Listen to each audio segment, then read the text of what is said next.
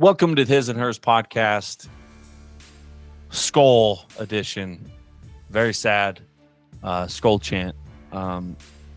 Recapping the debacle that was Monday Night Football in Philadelphia against the Philadelphia Eagles, losing 24-7 at a place that I just don't like thinking, Lincoln Financial Field.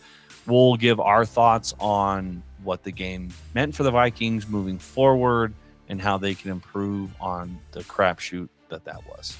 That's next here on the His and Hers podcast.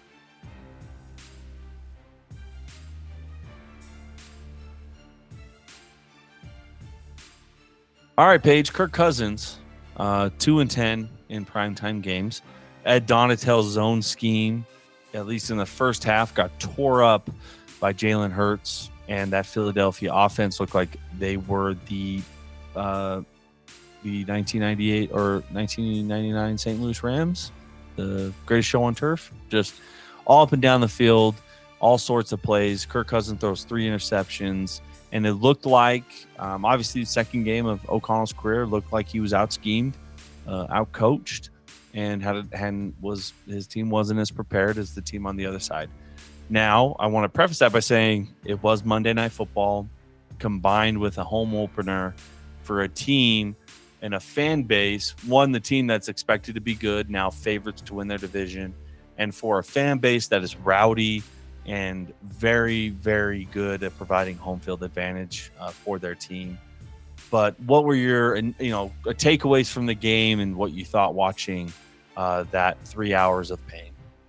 I don't know. I feel like Kirk Cousins must be into some weird, satanist, sold his soul to the devil for some. And his rebuke was that he could never play well in a Monday Night Football game because it's just absolutely disgusting. But I don't know. It was a really interesting game. Obviously, really painful to watch from a Vikings fan. It was interesting because the Eagles felt like they were just completely owning that game and destroying everything, but they didn't score anything in the second half. And it's not so much to me that the Eagles won that game as it is that the Vikings lost it, because we had a blocked field goal, gave us such great field goal position. How does Chris Boyd not outrun the kicker there? I don't understand how he either got caught by the kicker or the punter, who was a placeholder. I still can't believe that he didn't make it in the end zone. Sorry, that just blew my mind. I know, that was wild. So I'm a blocked field goal and then an interception that puts us in perfect scoring position, and we don't capitalize on it. And not only do we not capitalize, but Kirk Cousins is literally throwing directly at Darius Slay.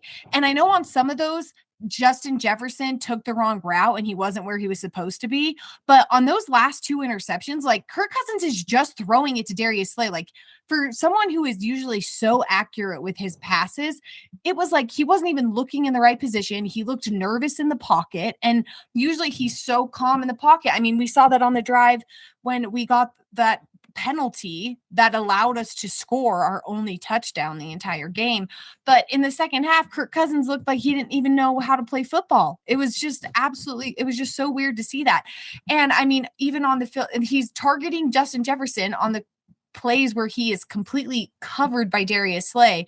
And yet when Justin Jefferson's wide open, he's doing a drop pass to Alexander Madison for a 2-yard route and missing those big open plays that propelled us forward against the Packers. And so it was just so weird. I think it was kind of just a sticker shock of we open up with the Packers. Our offense just moved cleanly the entire time. We had read the defense so well. Kirk Cousins was putting it exactly where it needed to be. Justin Jefferson gets 184 yards.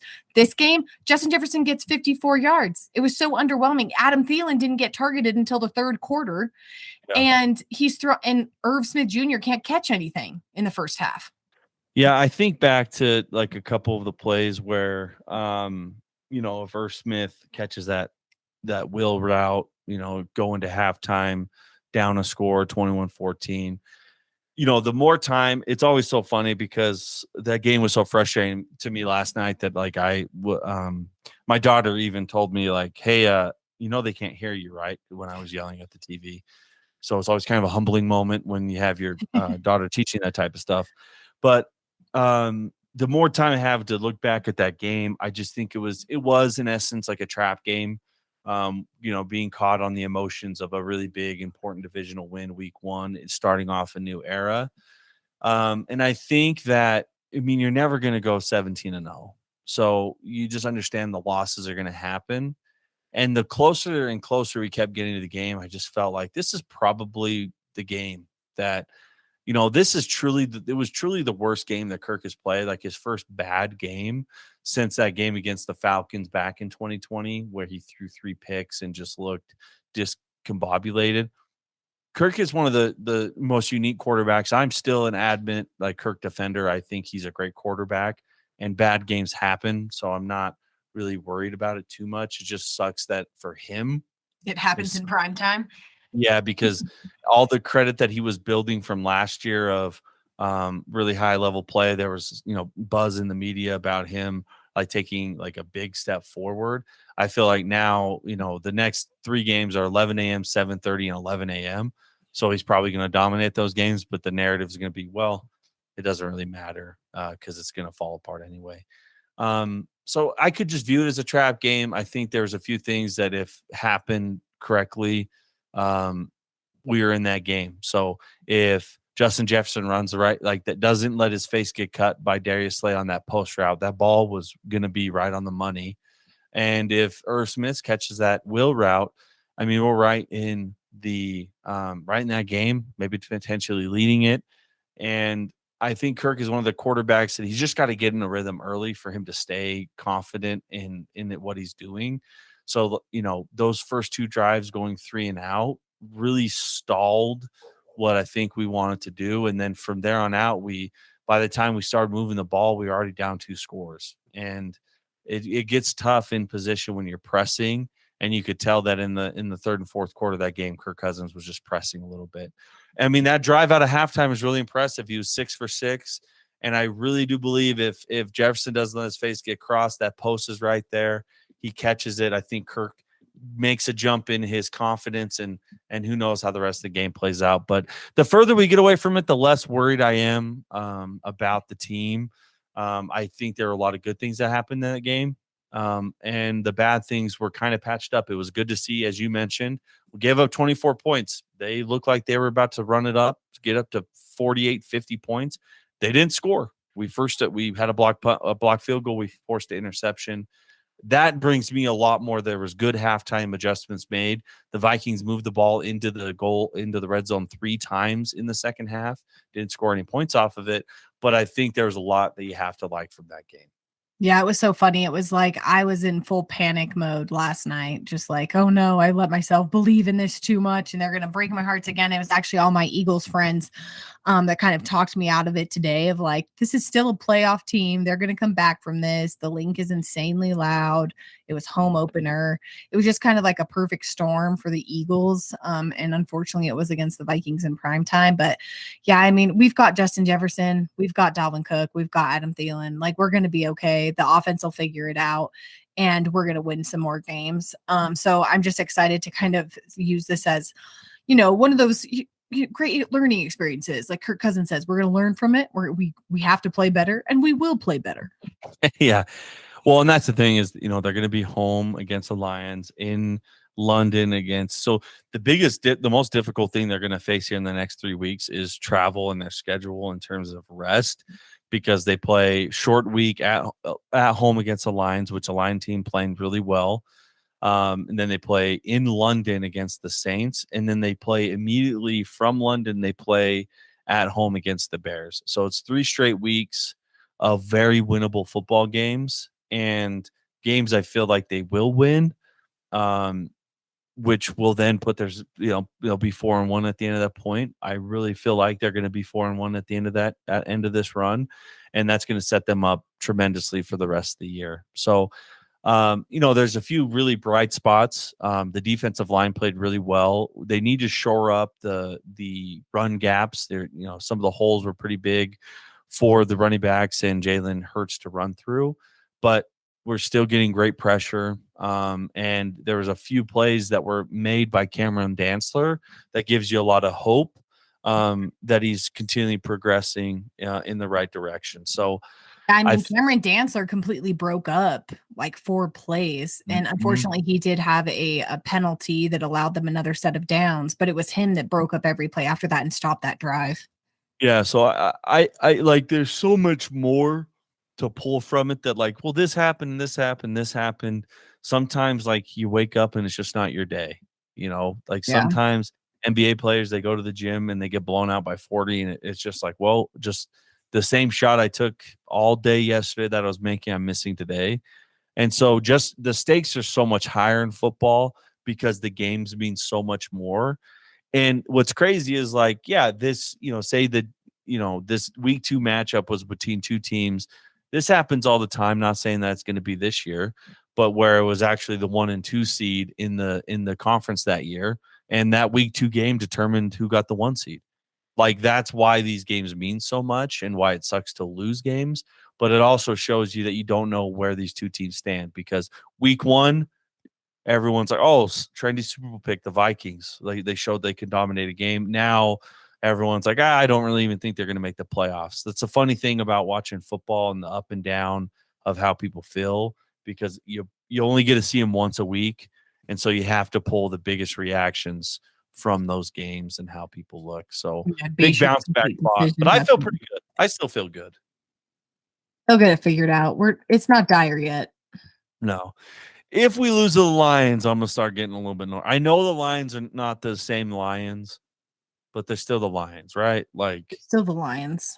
They still should have an ability to disappoint their fans. Yeah. And I just don't think that if we let the Lions go win 2 back-to-back games, that's just on us. That's a sign. Yeah, and luckily 2 of the next 3 games are at home. I think the Vikings team is just a different team at home in particular. So if you look at it, say they jump out to 4-1, that would mean 3-0 in the division, which is huge step forward. And then you just hope the rest of the season shakes out. But I think the biggest thing that I look at the offensive side is they got to get the running game going. I know that they fell behind in this game, so they weren't able to run maybe like they typically like, but Dalvin Cook didn't really have much of a say in the offense. And they got to spread the wealth a little bit. Adam Thielen not being targeted till the 3rd quarter is criminal. He's still a very good elite wide receiver that needs to have his share of the targets. So the more that you disperse it around to KJ Osborne, to Adam Thielen, to Jalen Reagor, if he gets in some packages, the more open Justin Jefferson is going to be for those really big, crucial 3rd downs. Or big plays over the middle and down the field. So we just talked about how relentless those Eagles fans were to Jalen Reagor. Yeah. I mean, the dude didn't even want to be traded. He just wasn't good for him. And they just booing. They're just mad at him for not being a good receiver for him. But I'm like, geez, okay, we get it. You don't need to boo him every single time that he does anything. Every time. No, what's funny is, I mean, a franchise that throws snowballs at Santa Claus will surely boo a draft pick that doesn't work out. So I think that's just a good rule of thumb. I feel good though. I don't know what your kind of closing thoughts on it are, but we'll get into our preview pod later in the week. It sucks to lose games, particularly if you get on social media. It sucks to lose games that everyone's watching. I think that's the one that annoys me the most is it was cool to beat the Packers because it was a pretty highly watched game. I really wanted to beat the Eagles because if you lose an 11 o'clock game in the NFL, it kind of gets tossed aside. Not everyone's watching. Mm-hmm. But those, man, throwing up a stinker. And it doesn't matter what people say. That's what's funny. But I love listening to people talk about how good the Vikings are. But the Vikings could win their next 5 games, and people are just going to reference that Monday night stinker against the Eagles for the next 5 or 6 weeks. So very, very annoying. But I still have a lot of faith in the coaching staff and in this team and the talent they have on it. Yeah, agreed. And just a rule of thumb, it doesn't ever help if you wear a Vikings jersey and talk smack all day at work to everyone in your office to only come back the next day with an embarrassing loss. So we just prefer those 11 o'clock a.m. Games moving forward. Yep. I think of most of their games. Let me pull up the Vikings. We see. So they play, like I said, 11, 7, 11, 7:30, 11, 11, 11, 11, 11. Oh, Now that's There we go. beautiful right there. That's what we need. And then they play 225 and then Thanksgiving night 11 11 11 11 11. Sweet. That is There we go. okay. That's See, what we needed. That's Kirk Cousins time, right? That's enough time for him to wake up, go to the game, come home, go to church, get in bed by 8:30. That's what he needs, and that's when Kirk is his most dangerous. So hopefully we can ride that out. But SKOL Vikings till I die. I still feel very optimistic. One game doesn't make or break a season. We knew there was going to be some losses. We never predicted it'd be a perfect season, everybody. That's right. All righty, that'll wrap up this edition of the His and Hers podcast, SKOL Edition. Later this week, we have our preview pod for the entire week 3, as well as a Viking-specific one talking about the Lions and Vikings matchup at home on Sunday. We will have those releasing Friday morning, so make sure to tune in for the next edition of the His and Hers podcast.